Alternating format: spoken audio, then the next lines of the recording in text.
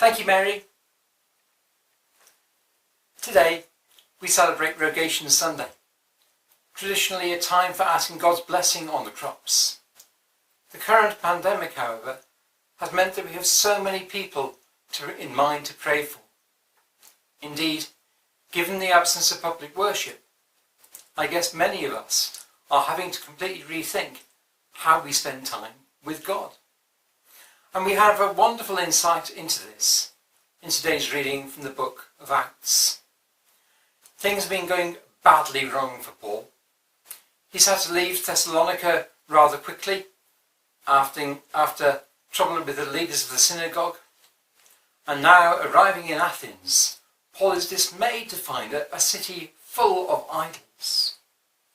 Never one to hide away from an argument, Paul ventures to the Areopagus to have his say.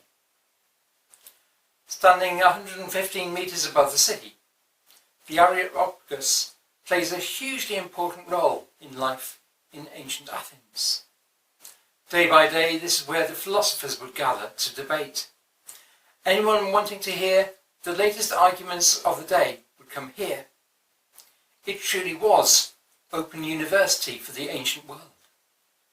And it was here Paul offers us a masterclass in apologetics, preaching carefully to people who knew nothing about Christianity. Very intentionally, he looks about the culture of the day to find reference points. He talks of God as creator, something which the Athenians would recognise easily. He quotes with approval a well-known poet, and he translates worship around the altar to the unknown God into an attempt to find the one true Lord. With particular significance for us today, Paul speaks of the search for God and reminds his hearers in verse 17 that they would search for God and perhaps grope for him and find him. I love the idea of groping around for God. It gives me confidence that even in those moments when I really can't feel as if God is there, that actually that searching for God is something which has been going on for the last 2,000 years and more. I found that particularly useful just recently. I don't know about you, but in this time when so much of our familiar routine has been taken from us, and when we're grieving for the lack of public worship, I found there have been more times when I've been groping to find God. I say my prayers, but I found it so much harder to draw myself into God's presence. I'm so grateful for Paul's assurance. Indeed, he is not far from each one of us.